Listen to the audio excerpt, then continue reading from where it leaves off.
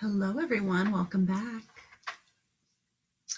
Good morning. Good morning. Happy Wednesday. I hope everyone is well. We are back for our second lesson of the day. It is now 10:30. We have our 9 a.m. and our 10:30 lesson every day. The 10:30 lesson, this time of day, we do our problem of the day that was posed yesterday, and I show you the new problem of the day.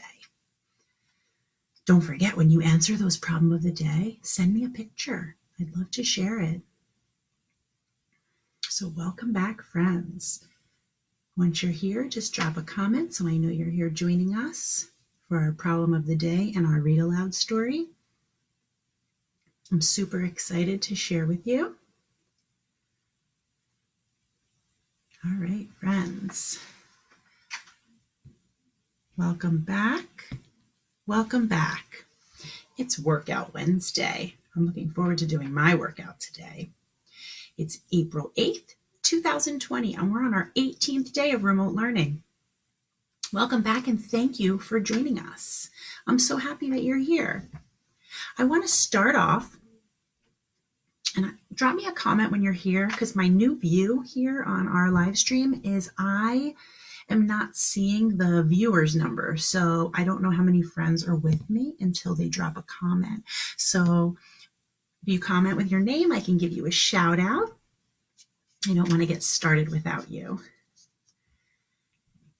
So at 10:30 every day, we do our problem of the day. We show how to solve.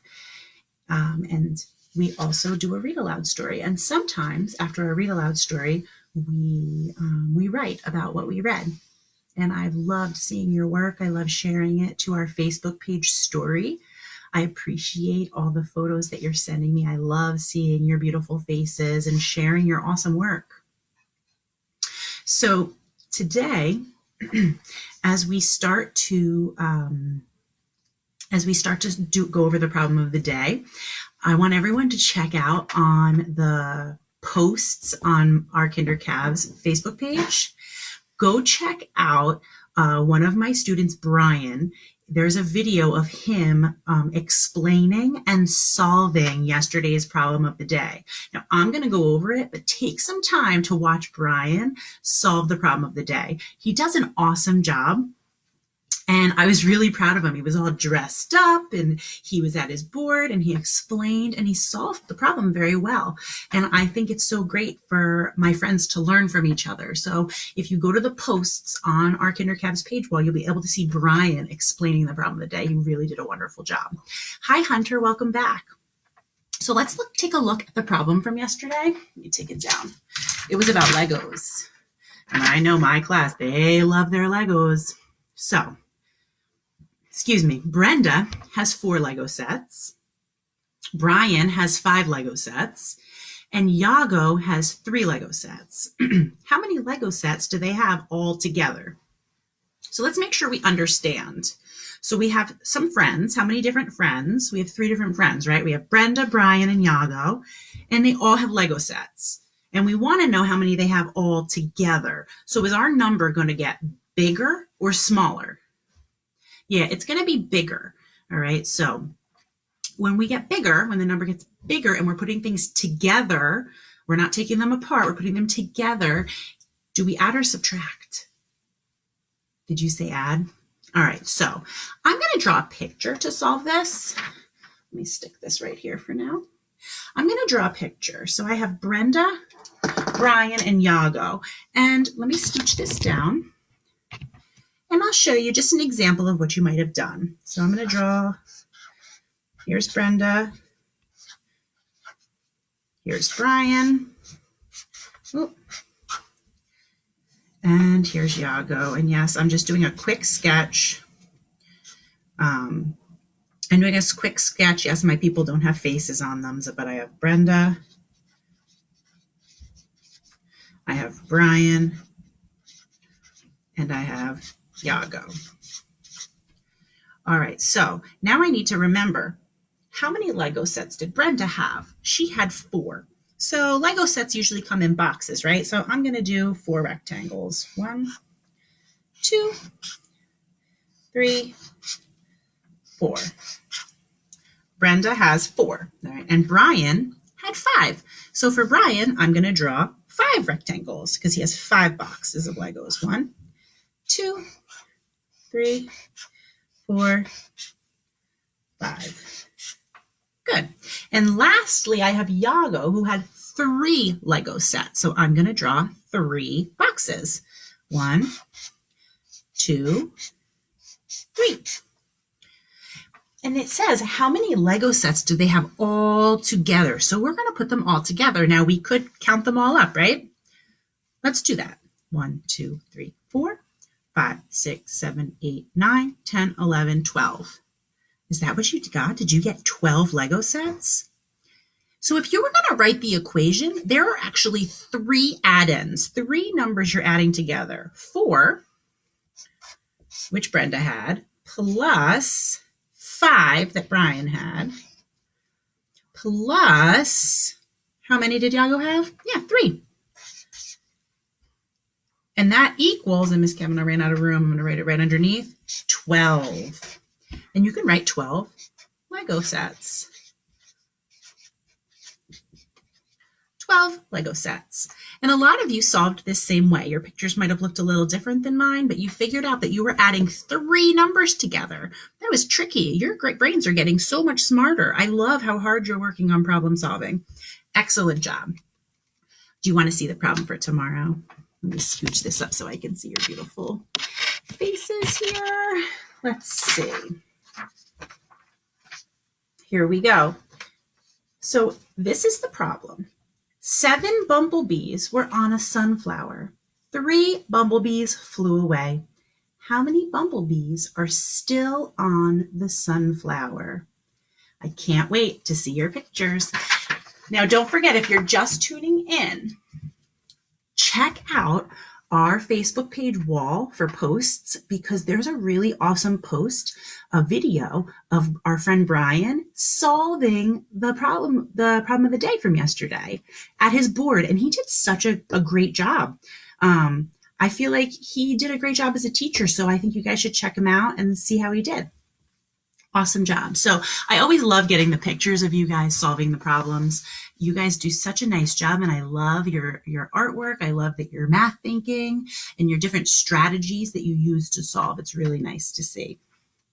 So today I have a story about a dragon named Duncan.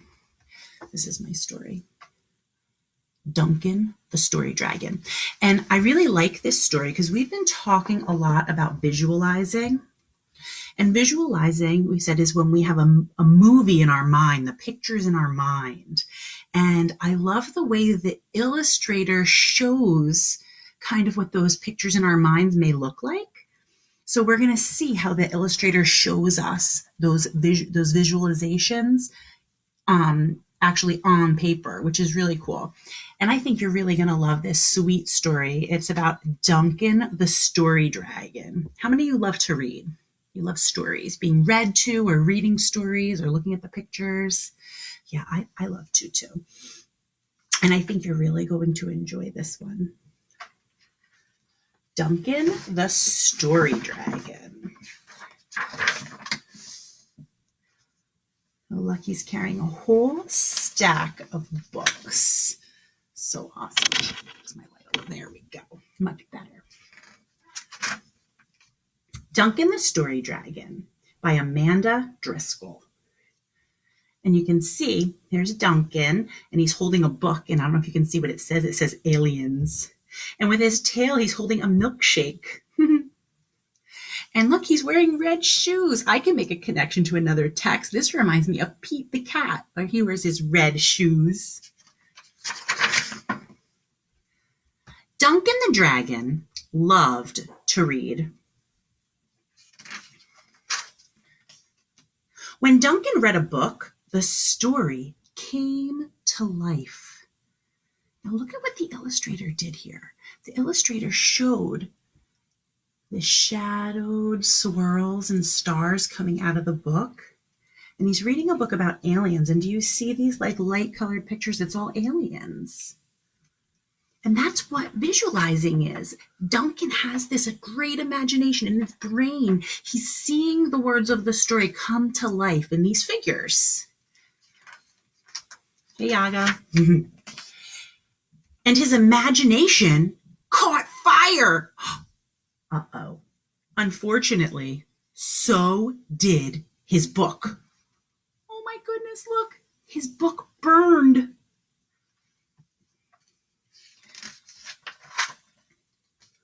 I just want to finish a book, said Duncan. I need to know what happens. Do the pirates find the treasure? Does the captain save the ship? Do aliens conquer Earth? Sounds like Duncan has a problem. What's his problem? Yeah, he has such a strong imagination that it catches fire and burns books. Uh-oh. And look, there's Duncan. He's sitting sad, and you see all the ashes of books around him and a fire extinguisher. And I want to read those two wonderful words like the last sip of a chocolate milkshake. The end.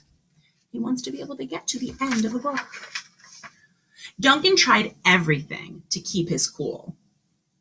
Really? So look, he's reading a book inside the refrigerator and it still catches fire. Oh no. Truly. Oh no, in front of fans, and it still happens. Everything, and he's in a bath full of ice cubes, and it still happens. Oh no. I have an idea, said Duncan. I will find a friend to read to me. So there he goes. So Duncan searched a nearby neighborhood. Hello, friend, he said to the raccoon. Would you please read me this book? Oh, wow. Duncan really knows how to use manners. That was very polite how he asked the raccoon. I wonder what will happen. Whoop! Oh, he must be scared and hid. Duncan explored an evergreen forest. Hello, friend, he said to the possum. Could you please read this book to me? Uh-oh, look at the possum's face. He looks very, scared. Plunk! Did you ever see a possum? They play dead. Look at this possum's pretending he's dead because he's scared. Duncan traveled to a faraway farm. Hello, friend, he said to the bull. Will you please read me this book?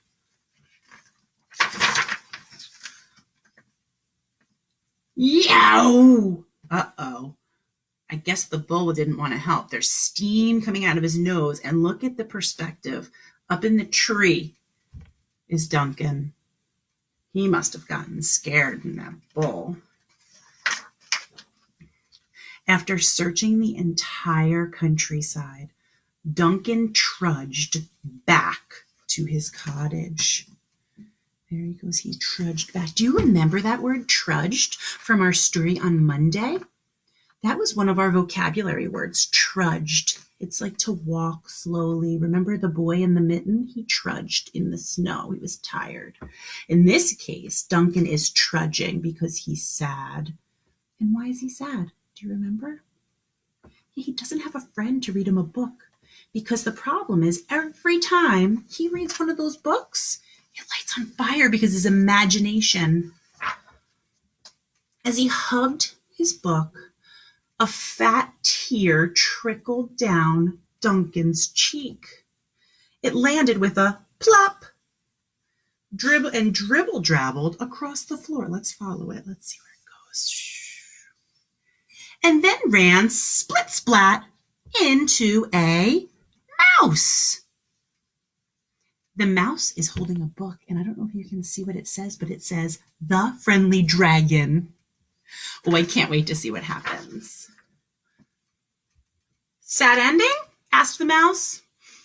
I'll never know, said Duncan. As Duncan explained his problem, he noticed a twinkle in the mouse's eye.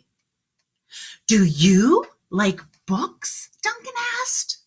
I love books, said the mouse. Would you? Could you? Will you please read me this book? Certainly, said the mouse. So the mouse read to Duncan carefully. So look at Duncan. He's laying on the floor with a milkshake, and there's the mouse reading the book to him. Together, they battled sea monsters and dodged icebergs. Now, do you see how the illustrator drew maybe what would be in our imaginations as we're reading a story, those pictures in our minds? Do you see how cool it is? I love it. She made our visualizations in our mind come to life in the story. They discovered new lands. They took breaks for roasted hot dogs and toasted marshmallows. Look at how they roasted and toasted. They used the dragon's fire breath. Finally, the friends sailed home. When the mouse read those two wonderful words, like the last sip of a chocolate milkshake. The end. Now let's take a look. But actually, it was only the beginning. And look at what they're doing together. It's the mouse and Duncan and his milkshake pulling books off of a shelf. How awesome is that? And I love the last page here. It says, "Oops, sorry about your book." And then the mouse says, "Whoa, must have been a good book." Right? Because a good book makes your imagination have these great visualizations. Did you also notice how the character was feeling in this story and it changed, right? In the beginning, Duncan couldn't read the stories because his imagination would light the books on fire. And as we kept going through the book, he got more upset because no one would read to him.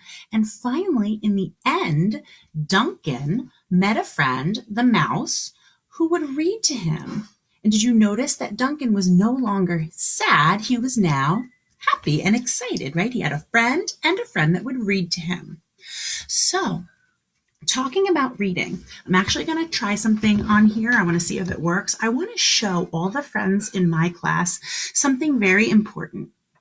So I want to show you this, and then I'm going to show you something. I'm going to try to share my screen with you because I think I can do that on here now.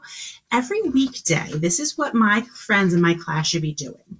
The first thing, you should be logging on to Reading A to Z and reading a leveled book. Ms. Kavanaugh has assigned you books. Make sure you're reading those books out loud and answering the questions, okay?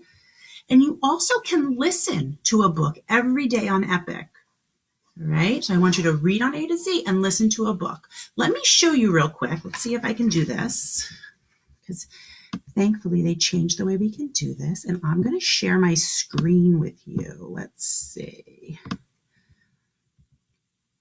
See if it lets me share my screen with you. Can you guys give me a thumbs up if you can see my screen right now? I don't know if it's going to let me. Can I get a thumbs up if you see my screen? All right, so I don't know if you can see my screen, but I wanted to show you, and you'll see in the description of this video, you will see my website, the link, and on there are the links for Reading A to Z, for Epic Books, for all of our resources that we're using for home learning. So please make sure, my friends, that you're logging on. I want you to read those stories that I assigned to you for reading. Okay. And thank you so much, the rest of my friends, for joining in today. I hope you enjoyed the story of Duncan, the story dragon. I really liked it. And I liked how it tied right into how we were learning, not only about visualization, about how a character's feelings change, but it was also, he used manners. We've been talking about using our words with manners. And one of our vocabulary words from our other story was in there, trudged. How cool is that? I love when we can make all those connections and things come together. It's one of the things Ms. Kavanaugh loves so much about teaching. All these things just magically come together, and it helps our learning and helps us grow.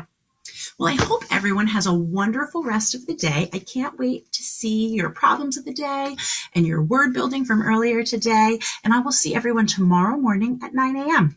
Have a great day, everyone. Bye.